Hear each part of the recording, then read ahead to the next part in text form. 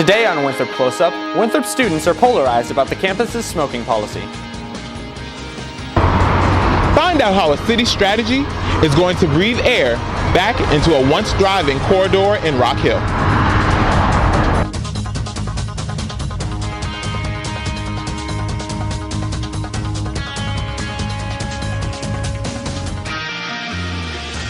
Welcome to Winthrop Close Up. I'm Matthew Kreh. Dave Lyle Boulevard is the current epicenter of retail activity in Rock Hill. But before that was Cherry Road, reporter Brandon Great discovered how city officials plan to breathe life back into the corridor. Adopted in December of 2014, the Cherry Road Revitalization Strategy focuses on ways to improve the 5-mile stretch of Cherry Road.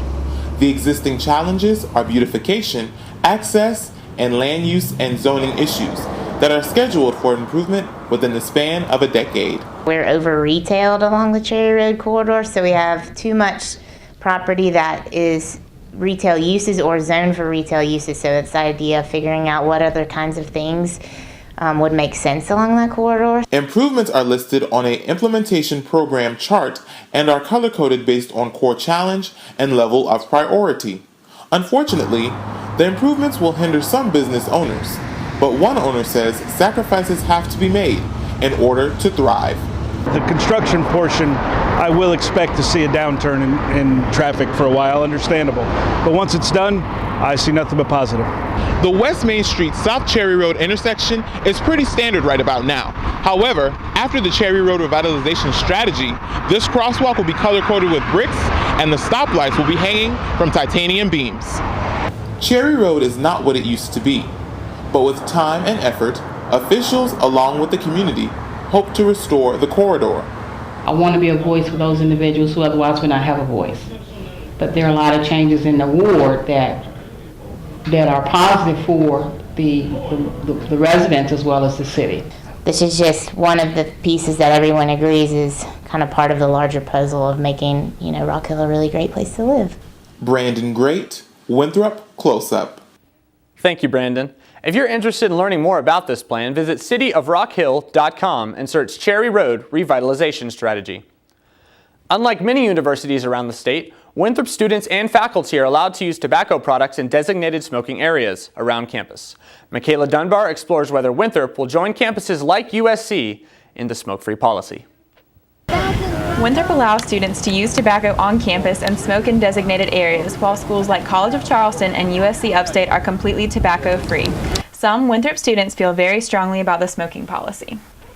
So our smoking policy states that you can smoke in any of the designated smoking areas around campus, but it's kind of based off the South Carolina laws that you can't smoke within so many feet of an entrance to a public building. And there's been questions of change, but with the differences in the presidencies, that's not really a decision that a first-year president wants to make or even the interim president wants to make. So once there's some stability in the presidency, I foresee a change. I'm here on one of the 16 designated smoking benches surrounding Winthrop's campus. Some students feel like it is 16 too many, and some feel like it is far too few.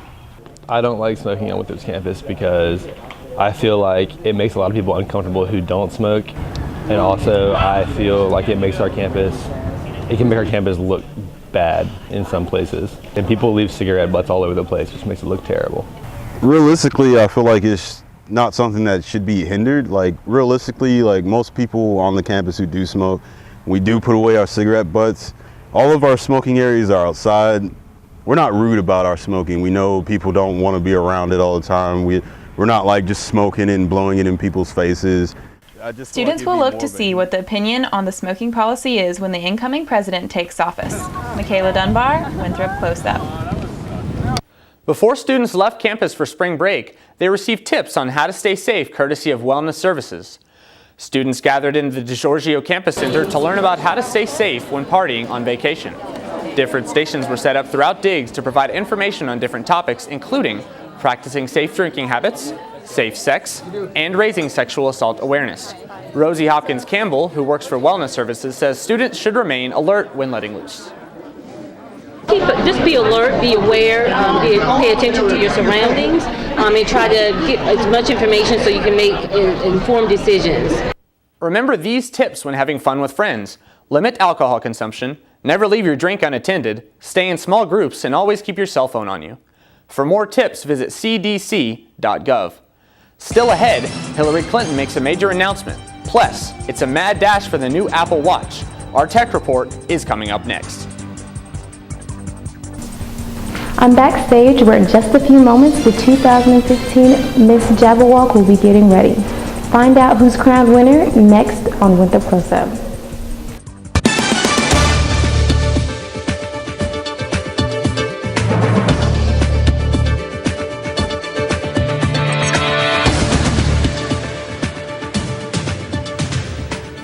This week in headline news, Hillary Clinton makes her long-awaited announcement. I'm getting ready to do something too. I'm running for president. Americans Clinton officially started her presidential campaign with a 1,000-mile road trip going to Iowa. She is the first Democrat to throw her hat into the race, and that race is getting a little more crowded. Republican Marco Rubio jumped into the race on Monday, joining Rand Paul and Ted Cruz. And stay ahead. Techies are going wild over the new Apple Watch. The company received 1 million pre-orders in the United States last Friday, the first day the watch went on sale. That's according to Slice Intelligence, a shopping research firm. The Apple Watch officially launches April 24th. You may have heard of a Jabberwock before. Jabberwock was that character in Alice in Wonderland that performed at events. Well, that movie and character inspired this national pageant that began in 1985. Tiana McGee is at Winthrop's 2015 Jabberwock pageant with the details. Tiana?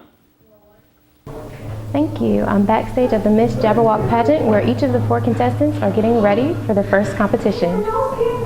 The ladies were all smiles this year at the 2015 pageant. The girls started off the event with a collective dance and then headed towards each of the competitions. The 4 competed in talent, formal wear, and a question and answer segment. There was also a segment where contestants spoke about their dream as a kid and compared it to who they are now. The talent was awesome. I was very impressed with the contestants tonight, and it was awesome. I'm glad I was able to come. For the contestants, this is a great opportunity to branch out and meet people. The past winners reflected on their experience. The Miss Jabberwock pageant last year was amazing. I got to meet a lot of people. Actually, it was 2 years ago, so I was a freshman then, and I really got to expose myself. During intermission, the Master of Ceremonies sang a cappella to the audience. The winner, Shadow Bradley, tells us how she felt getting on stage. I was excited but nervous at the same time. Through my head, I was just like, don't mess up, like on the opening routine and everything. Don't trip up, but I was like, I got this, just calm down. That's it for the Miss Jabberwock pageant. Back to you guys. The Jabberwock pageant is a proud tradition of the Delta Sigma Theta sorority that will continue every 2 years. Most people have heard of speed dating, but have you heard of blind speed dating? It's the total opposite of love at first sight.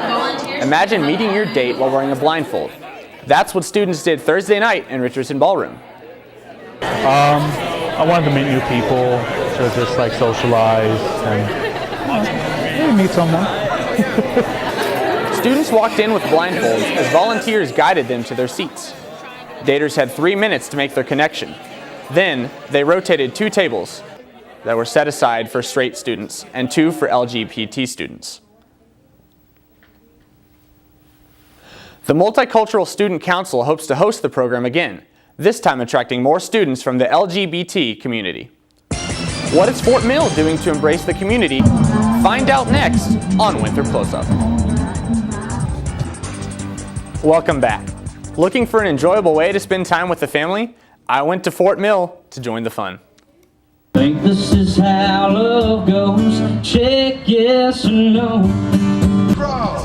This past week, Fort Mill citizens gathered together at Walter Elisha Park to spend time with each other, eat great food, and listen to music. So there's really 4 pieces to First Friday Fort Mill. First and foremost, gourmet food trucks. Everybody loves a food truck because it's fantastic food. We bring up bands that have labels, and we bring out local bands. And we're really facilitating the arts by bringing those 2 together. And then the third thing is the kids' corner. Very active.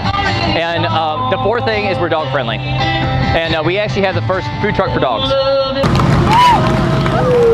Many groups were here to help with First Friday Fort Mill, including the Mecklenberg County Young Marines. We guide the other kids to being being respectful to others, and being kind. Everybody just have fun and have a great time. David Stover, a pastor from a local church, set up cornhole boards as an opportunity to meet new people. This is an outreach that we do for our church, and we wanted to come out and be a part of our community, come out and serve and help in any way that we could. So, first Friday of every month, but it's from 5 to 9 p.m., but we can really go to 10. If it's rocking, we'll go to 10. Thanks for tuning in to this week's Winthrop Close Up. Make sure to follow us on Twitter and Facebook at Winthrop Close Up to stay up to date on campus news. See you next week.